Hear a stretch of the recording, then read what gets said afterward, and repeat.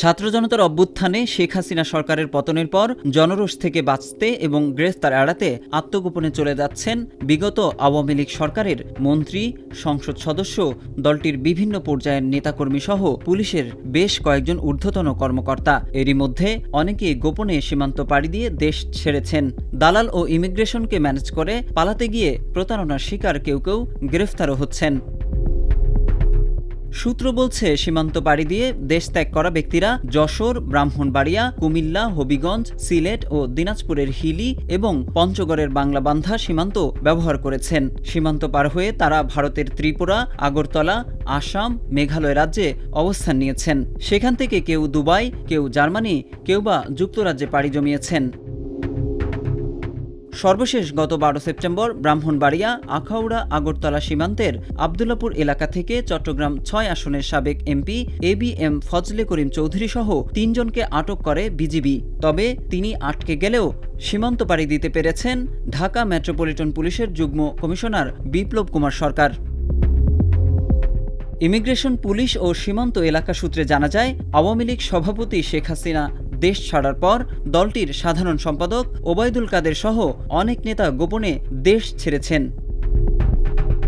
তাদের মধ্যে আওয়ামী লীগ সভাপতি মণ্ডলীর সদস্য ও গোপালগঞ্জ 2 আসনের সাবেক এমপি শেখ ফজলুল করিম সেলিম, সাবেক বস্ত্র ও পাট মন্ত্রী জাহাঙ্গীর কবির নানক, সাবেক পররাষ্ট্রমন্ত্রী হাসান মাহমুদ, সাবেক মৎস্য ও প্রাণী সম্পদ মন্ত্রী আব্দুর রহমান, সাবেক এমপি কাজী জাফর উল্লাহ, সাবেক কৃষিমন্ত্রী ড মোহাম্মদ আব্দুর রাজ্জাক, চাঁদপুরের সাবেক এমপি মোফাজ্জল হোসেন চৌধুরী মায়া, নারায়ণগঞ্জের সাবেক এমপি শামীম ওসমান ও তার পরিবারের সদস্যরাও দেশ ছেড়ে পালিয়েছেন।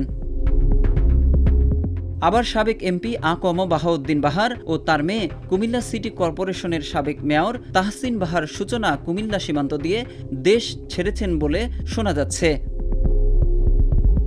যশোরের স্থানীয় লোকজন বলছেন, ভারতে পাড়ি জমিয়েছেন যশোরের শার্শার এমপি শেখ আফিল উদ্দিনও। শুধু তাই নয়, আফিলের সহযোগিতায় ভারতে গেছেন কেন্দ্রীয় আওয়ামী লীগের নেতা ও খুলনার সাবেক এমপি SM কামালও। পুটখালী সীমান্ত দিয়ে ভারতে গেছেন যশোর জেলা আওয়ামী লীগের সাধারণ সম্পাদক শাহিন চাকলাদার।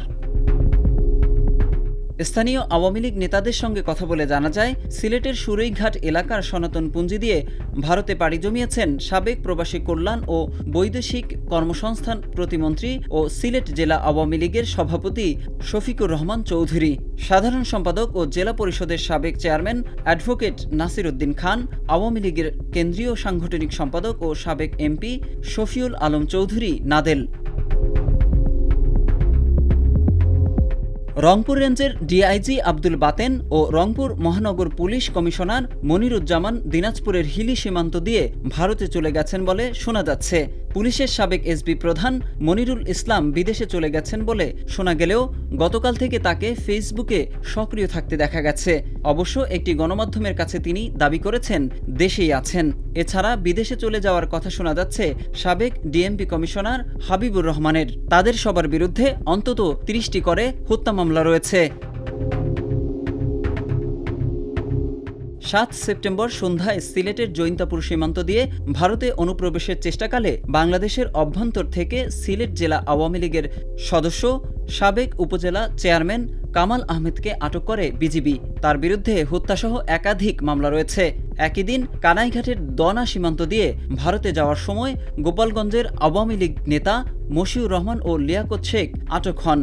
গত 28 আগস্ট একই সীমান্ত দিয়ে ভারতে যাওয়ার সময় আওয়ামী লীগ নেতা ও ছাত্রলীগের সাবেক কেন্দ্রীয় সাধারণ সম্পাদক ইসহাক আলী খান পান্নার মৃত্যু হয়। তবে ভারতের পুলিশ জানিয়েছে, ময়নাতদন্তের প্রতিবেদন অনুযায়ী পান্নার মৃত্যু হয়েছে শ্বাসরোধে। এর আগে 23 আগস্ট সিলেটের কানাইঘাটের দনা সীমান্ত এলাকা দিয়ে ভারতে যাওয়ার সময় সুপ্রিম কোর্টের অবসরপ্রাপ্ত বিচারপতি AHM শামসুদ্দিন চৌধুরী মানিককে আটক করে বিজিবি। সম্প্রতি ফেনী 2 আসনের সাবেক এমপি নিজামুদ্দিন হাজারীর ব্যক্তিগত সহকারী ফরিদ ওরফে PS মানিককে আটক করে আখাউড়া আন্তর্জাতিক ইমিগ্রেশন চেকপোস্ট পুলিশ। গত 15 সেপ্টেম্বর মধ্যরাতে অবৈধভাবে ভারতে যাওয়ার জন্য একটি প্রাইভেট কারে ময়মনসিংহের ধোবাউড়া সীমান্তে পৌঁছালে 71 টেলিভিশনের CEO মোজাম্মেল হক বাবু, দৈনিক ভোরের কাগজের সম্পাদক শ্যামল দত্ত সহ 4 জনকে আটক করে পুলিশ। জানতে চাইলে ঢাকা বিশ্ববিদ্যালয়ের সমাজ কল্যাণ ও গবেষণা ইনস্টিটিউটের সহযোগী অধ্যাপক ডক্টর তৌহিদুল হক আজকের পত্রিকাকে বলেন, গোপনে এভাবে দেশ ছাড়া কারো জন্যই ভালো বার্তা দেয় না। তাদের উচিত ছিল দেশে থেকে আইনিভাবে সব পরিস্থিতি মোকাবিলা করা। দেশত্যাগ মানে দেশের জন্য ওইসব ব্যক্তির আগে যে ভূমিকা ছিল সেগুলো ঠিক ছিল না।